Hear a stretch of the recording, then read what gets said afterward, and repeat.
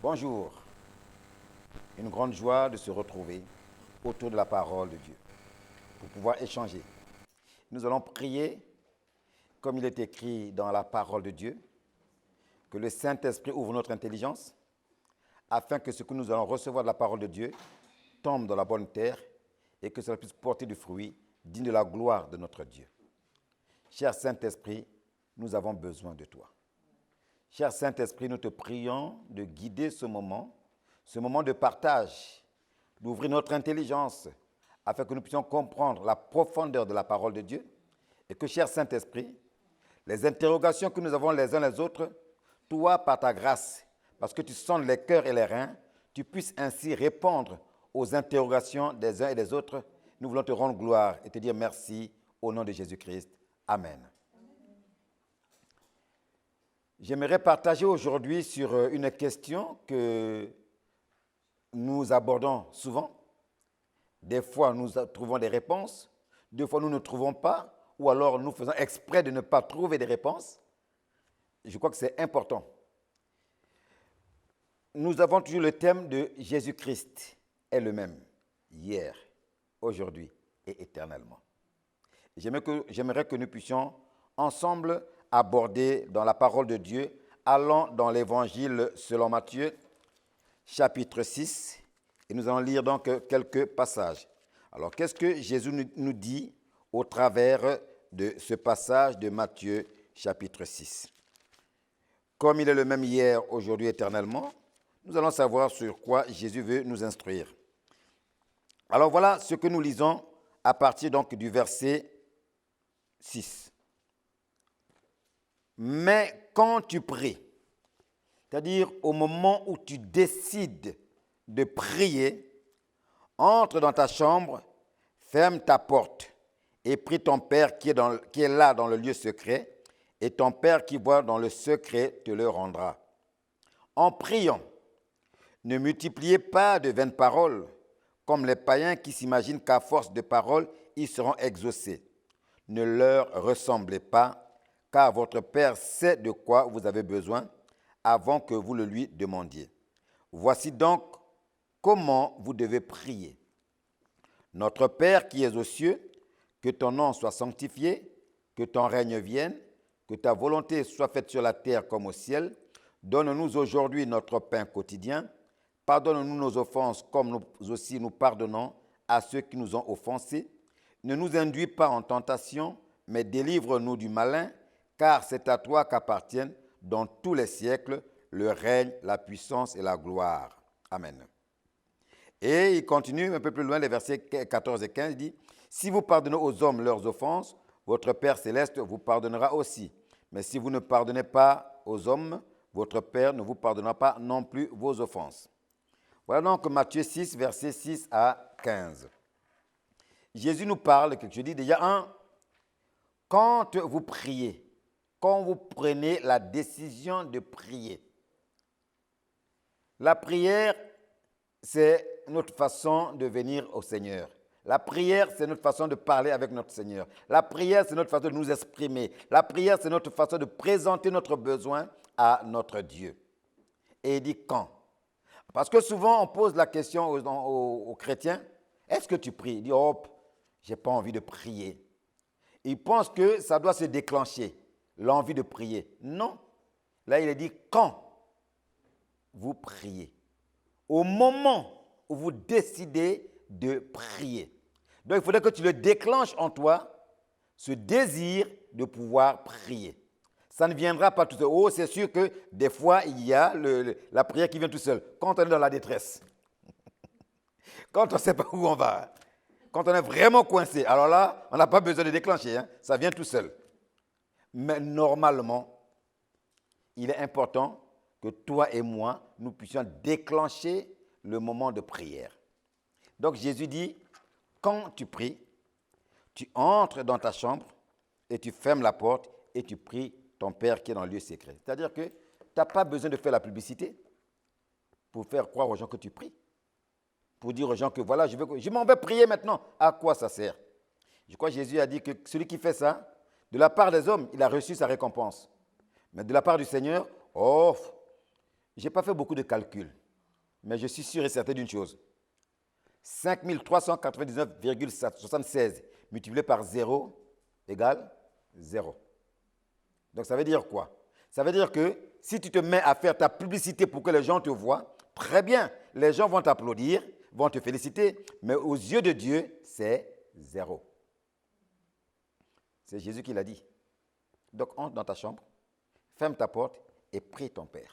Ou alors, tu sais, frère, tu sais qu'est-ce que je prie pour toi? Et alors, tu veux que je fasse quoi si tu pries pour moi? C'est bien. Est-ce que c'est moi qui vais te donner la récompense? Ou bien tu pries Dieu et c'est Dieu qui va te récompenser? C'est normal que tu puisses prier pour moi, puisque la Bible dit, prions les uns pour les autres. Portons-nous les fardeaux les uns des autres.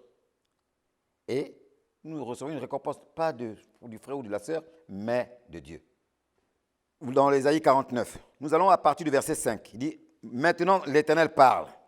Lui qui m'a formé dès ma naissance, pour être son serviteur, pour ramener à lui Jacob et Israël encore dispersés.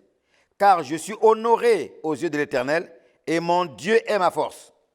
Je suis honoré aux yeux de l'Éternel et mon Dieu est ma force. Il dit, c'est peu que tu sois mon serviteur pour relever des tribus de Jacob et pour ramener les restes d'Israël. Je t'établis pour être la lumière des nations, pour porter mon salut jusqu'aux extrémités de la terre. Ainsi parle l'Éternel, le Rédempteur, le Saint d'Israël, à celui qu'on méprise, qui est en horreur au peuple, à l'esclave des puissants. Voilà ce que Dieu dit. Mais lorsque nous prenons ce passage, en allant un peu plus haut, qu'est-ce qu'il est dit? Il est dit, l'Éternel m'a appelé dès ma naissance. Il m'a nommé dès ma sortie des entrailles maternelles. Il a rendu ma bouche semblable à un glaive tranchant. Il m'a couvert de l'ombre de sa main. Il a fait de moi une flèche aiguë. Il m'a caché dans son carquois. Et il m'a dit, tu es mon serviteur Israël en qui je me glorifierai.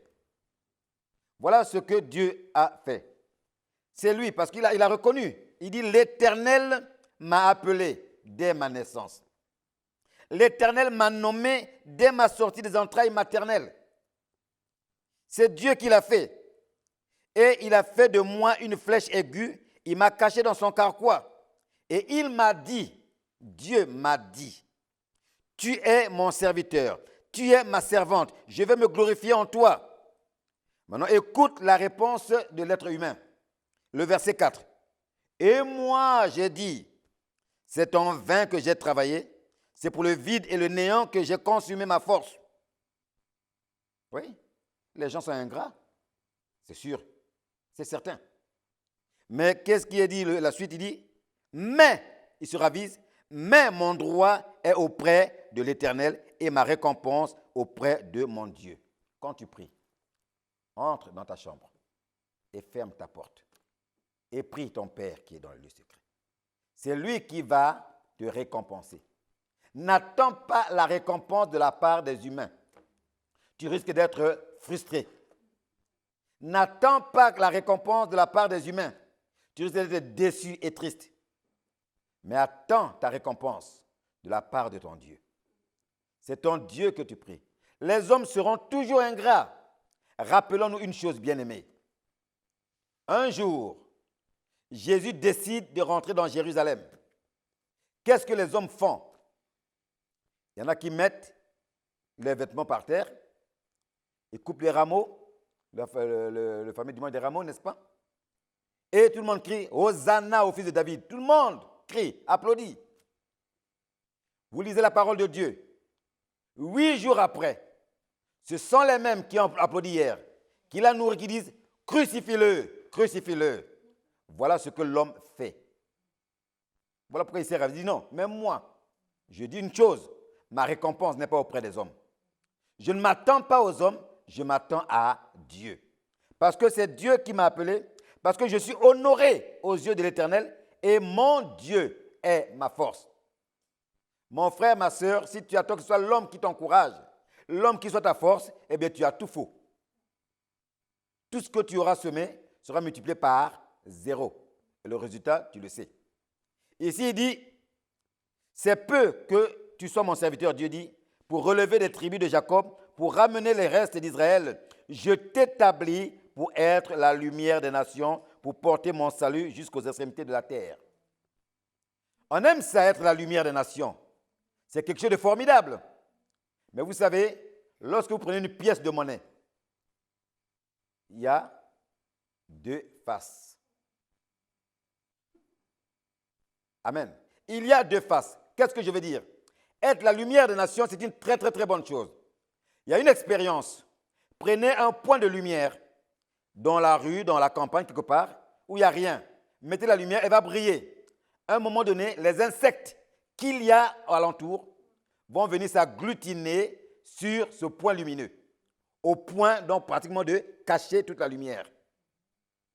Or, la lumière est là pour éclairer. Mais lorsque les insectes viennent, ce n'est pas pour que la lumière continue à éclairer, mais pratiquement quelque part étouffer la lumière. Donc, si Dieu t'élève, ne sois pas étonné que tu aies des jaloux. C'est normal. Comme on dit, c'est le prix de la rançon. Donc, si Dieu t'élève, que tu aies une lumière, ne sois pas étonné que les gens te combattent. On dit souvent que c'est sur un arbre qui porte des fruits que l'on jette des cailloux. Mais si un arbre ne porte pas de fruits, qui va s'y intéresser? Personne. Et là, il dit, je t'établis pour être la lumière des nations, pour porter mon salut jusqu'aux extrémités de la terre. Alors, pourquoi tu veux cette grâce ou cette gloire et tu refuses l'adversité? Mais Jésus a dit une chose importante. Il a dit, vous aurez des bénédictions, mais avec des tribulations. Rappelez-vous du cadeau et de son emballage. L'emballage est là, mais l'emballage ne sert à rien. Ce qui nous intéresse, c'est le cadeau. Mais le cadeau ne viendra pas sans emballage. J'ai vu des gens pouvoir manger de la glace quand ils sont allés acheter les glaces au magasin. Ben, on leur a donné un paquet. Mais qu'est-ce qui intéressait les gens? C'était la crème glacée qui était là-dedans. Ce n'était pas l'emballage. Et quand je les ai observés manger, ils ont pris le paquet d'abord, le premier paquet, ils ont déchiré. L'emballage de la glace, comme c'était des cônes et tout ça, ils ont pris, ils ont mis dans la poubelle et puis ils ont jeté. Pourtant, quand ils ont acheté avec.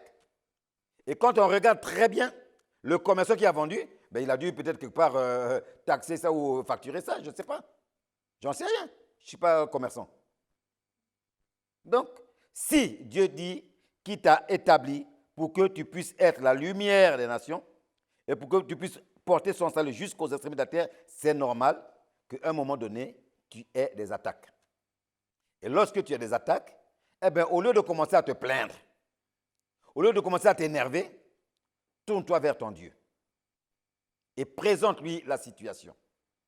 Nous l'avons lu, donc tout à l'heure, il a été dit, Jésus a dit, lorsque tu pries, voilà ce que tu dois dire.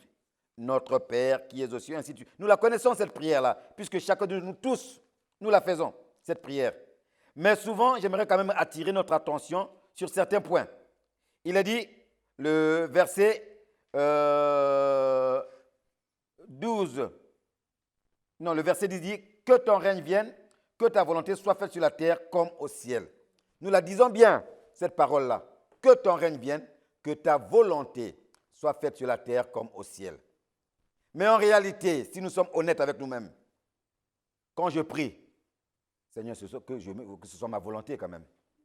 Si tu pouvais faire ma volonté, ce serait bien. Est-ce que ce n'est pas vrai? Pourtant, on dit, oui, mais que ta volonté, c'est encore ta volonté. Mais au fond de nous-mêmes, nous pensons que c'est plutôt ma volonté à moi plutôt que la volonté de Dieu. Parce que lorsque la volonté de Dieu se fait, eh bien, non. J'ai posé un jour la question à une dame qui voulait avoir des enfants.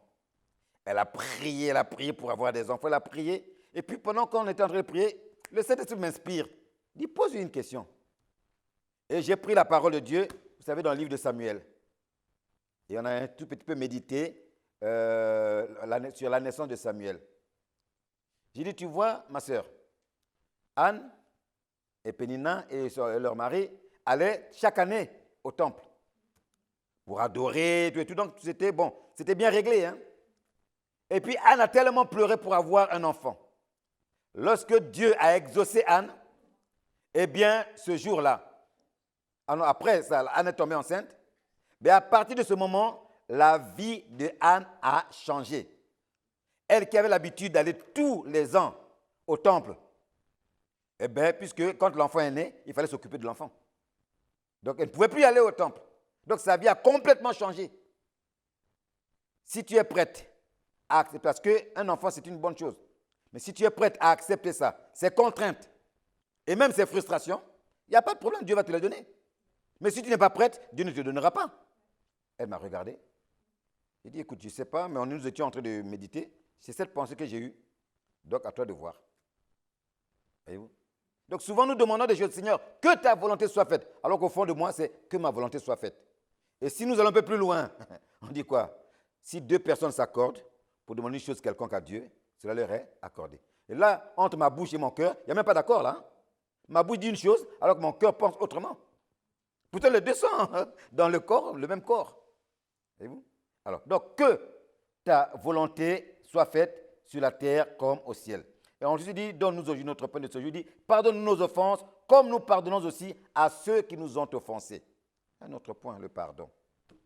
Bon, ça, on le dit facilement, simplement. Seigneur, pardonne-nous nos offenses. Mais lorsque nous sommes frustrés, lorsque les gens nous ont fait du tort, sommes-nous prêts à pardonner?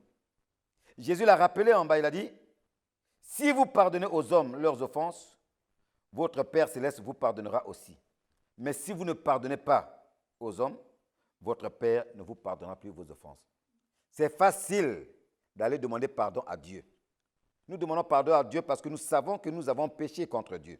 Nous avons mal agi et nous venons auprès de Dieu et disons, Seigneur, pardonne-moi. Mais lorsque notre prochain nous a fait du tort, pourquoi ne pardonnons-nous pas? Oh, je suis sûr et certain que là, on va trouver tous les arguments nécessaires. Et je vais même vous aider à trouver ces arguments-là. À les dire, ces arguments que nous avons souvent lorsque notre prochain a prêché contre nous. Alors, il est dit ceci, dans Matthieu, chapitre 5. On va dans Matthieu, chapitre 5, les versets 23 à 25. Qu'est-ce qu'il est dit? Nous lisons la parole de Dieu. Il est dit, si donc tu présentes ton offrande à l'autel, l'offrande de ta prière, l'offrande de ta louange, l'offrande de ton action de grâce. Donc, si donc tu présentes ton offrande à l'autel, ce n'est pas seulement de l'argent. Hein? Il dit, et que là, tu te souviennes, pas toi, mais que ton frère a quelque chose contre toi. Parce que le plus souvent, c'est ça. Mais c'est lui qui est en tort. Mais c'est lui qui m'a cherché. Mais c'est lui qui m'a provoqué. Mais c'est lui qui m'a insulté. Mais c'est lui qui m'a fait ceci. Ok, allons-y. Et que là, tu te souviennes que ton frère a quelque chose contre toi. Qu'est-ce que Jésus dit? Il dit, laisse là ton offrande. Arrête là ta prière ou ta louange. Et va d'abord te réconcilier avec ton frère, puis viens présenter ton offrande. Mais vous me direz, oui, mais attends, pasteur, attends, oui, mais il est à 300 km. Comment je fais pour aller laisser là mon offrande? Il n'y a pas de problème. La Bible déclare que Dieu a dit quoi? Qu'il a appelé les choses qui n'étaient pas à l'existence, et elles ont été. Donc, qu'est-ce que tu fais? Eh bien, Frédéric, tu vois, tu m'as fait telle chose, je n'ai pas aimé. Mais comme Dieu me demande de laisser là mon offrande et d'aller me réconcilier, Frédéric, aujourd'hui, je veux faire la paix avec toi. Je t'appelle Frédéric, je veux faire la paix avec toi, je te pardonne. C'est tout. C'est simple, hein? Mais n'oublions pas que notre parole est créatrice. J'ai créé une occasion de paix avec Frédéric.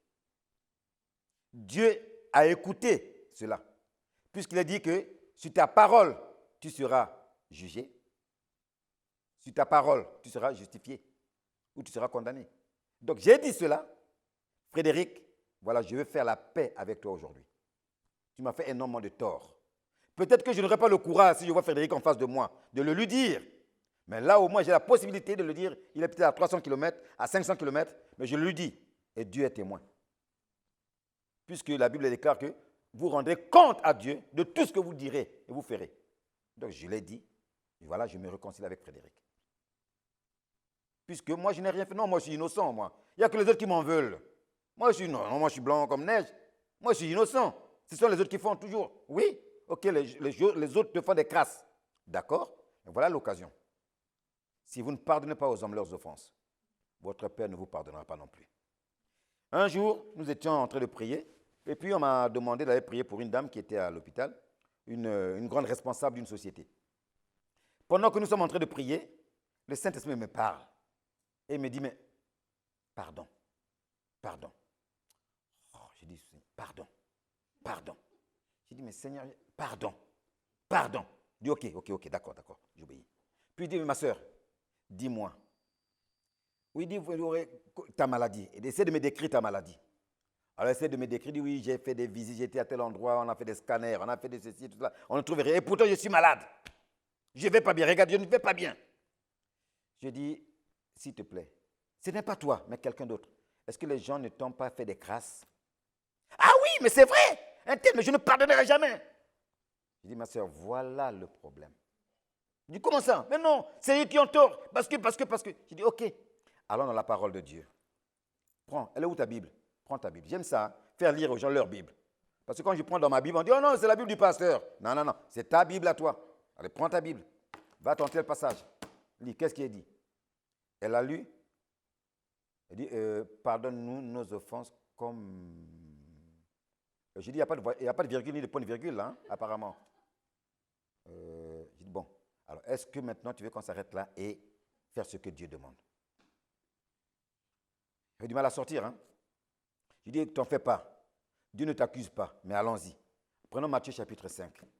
À partir du verset 23. Il dit, si l'autre a quelque chose contre toi, ce n'est pas toi. Tu n'as rien fait, tu es innocente comme tout. Mais c'est l'autre qui est le problème. Qu'est-ce qu'il faut faire? Eh bien, arrête là, va d'abord te réconcilier. Et nous avons prié avec cette personne qui a sincèrement pardonné dans son cœur. 3 jours après, elle sortait de l'hôpital, guérie.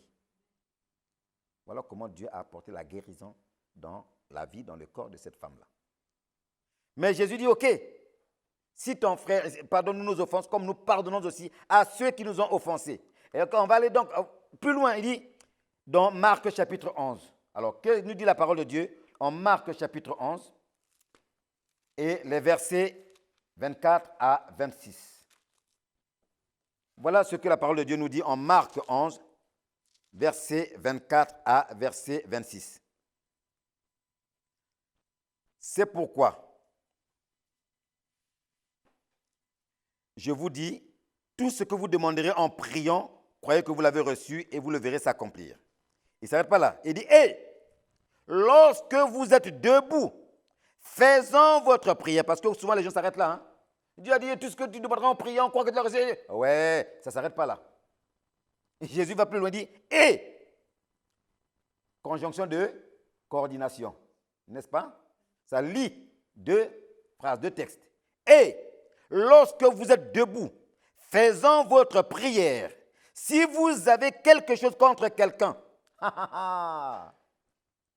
si vous avez quelque chose contre quelqu'un, pardonnez, afin que votre Père qui est dans les cieux vous pardonne aussi vos offenses. Mais si vous ne pardonnez pas, votre Père qui est dans les cieux ne vous pardonnera pas non plus vos offenses. Donc, ce n'est pas le diable qui a bloqué ta prière, c'est toi-même qui as bloqué ta prière. Voilà. Pourtant, Jésus a dit, il dit, c'est pourquoi je vous dis, tout ce que vous demanderez en priant, en faisant votre offrande à Dieu, en présentant votre requête à Dieu, tout ce que vous demanderez en priant, croyez que vous l'avez reçu et vous le verrez s'accomplir.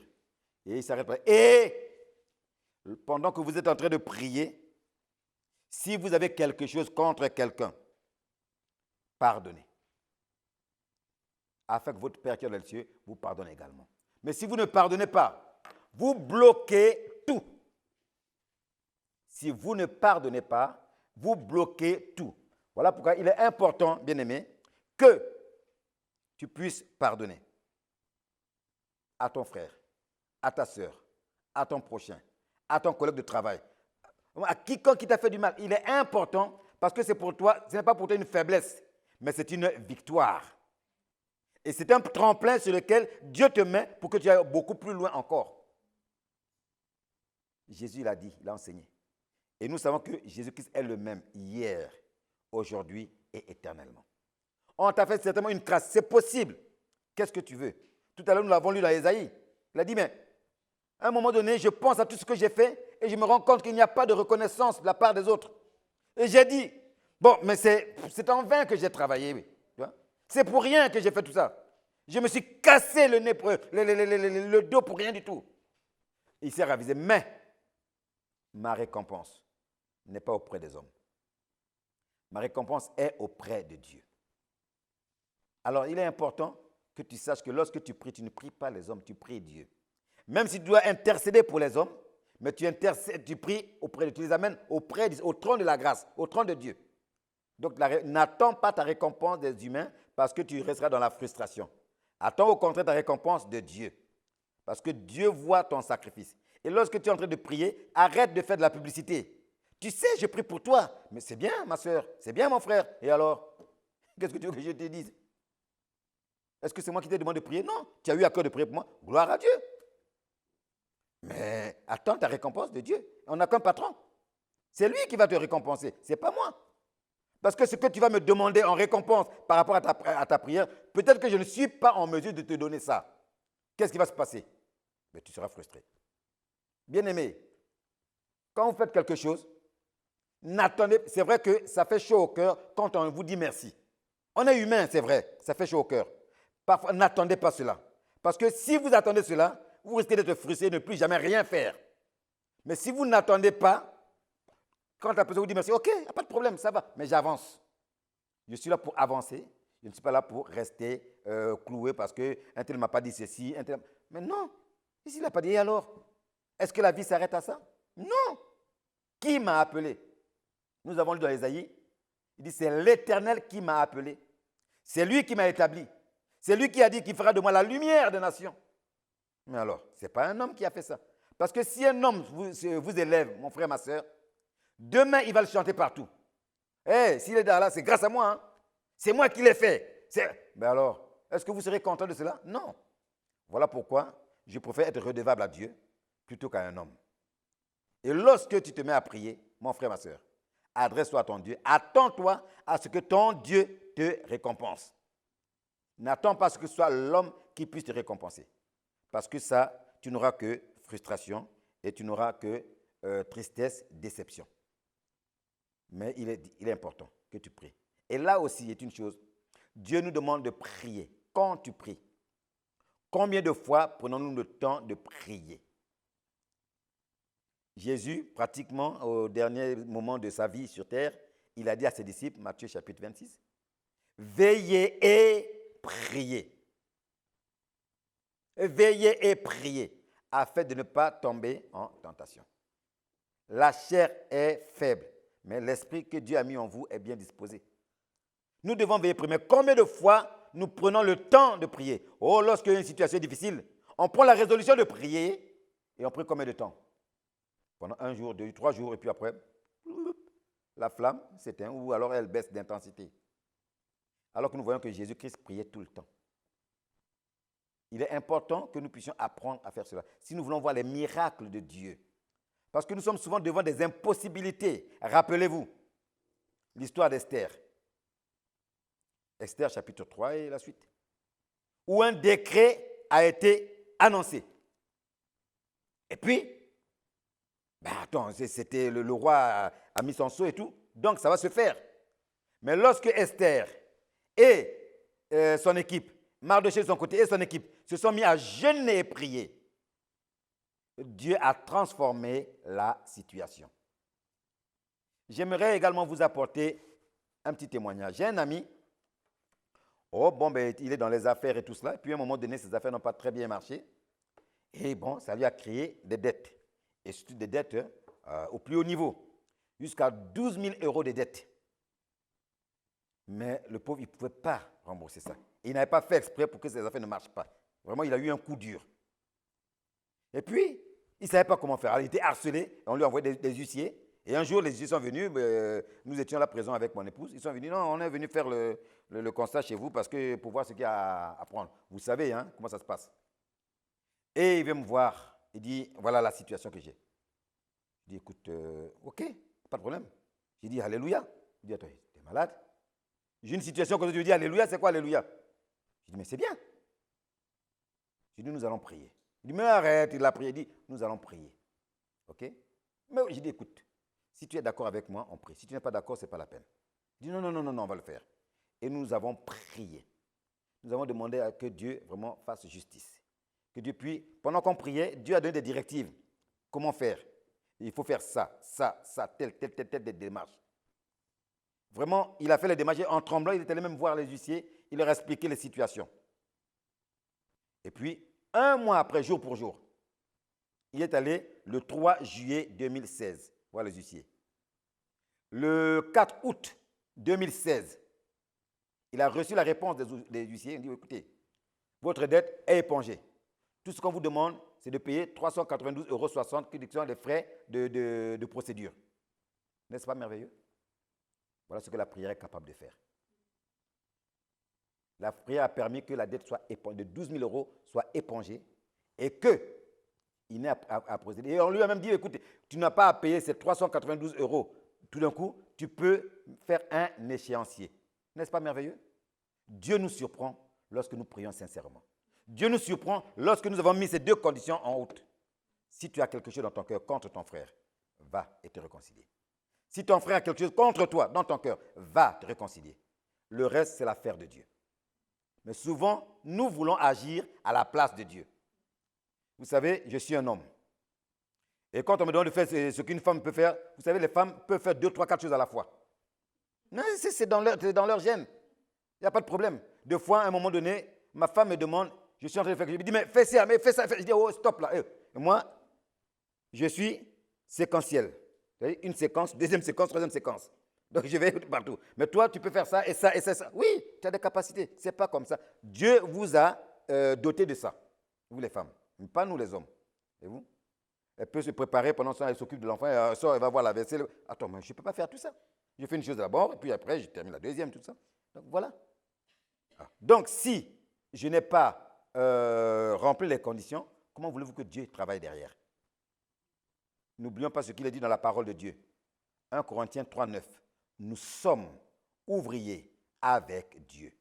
Nous ne sommes pas que les ouvriers de Dieu, mais nous sommes ouvriers avec Dieu.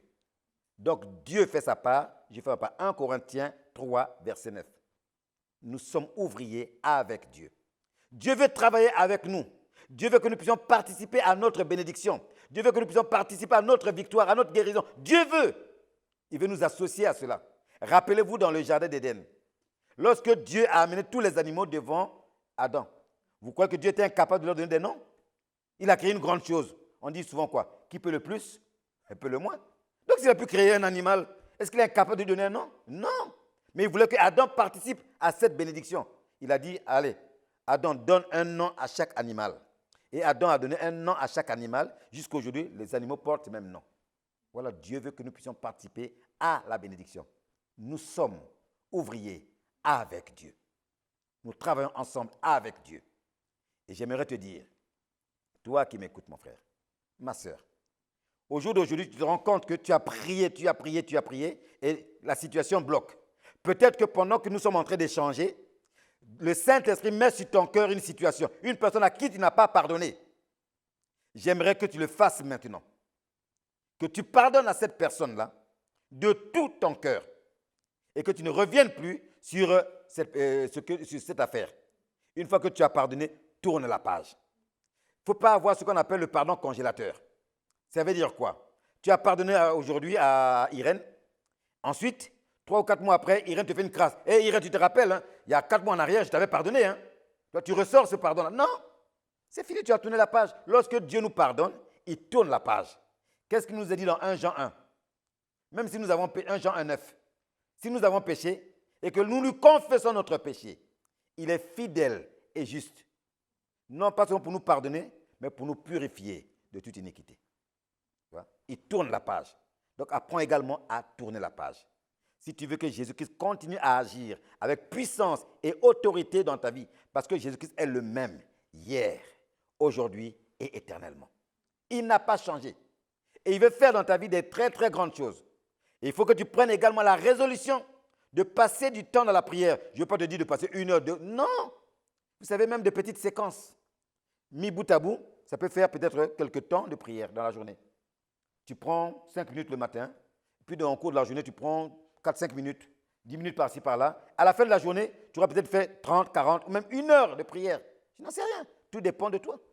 Et puis, si tu as envie vraiment de prier et d'être tranquille, je vous le dis, il y a un coin impeccable où personne ne viendra te déranger.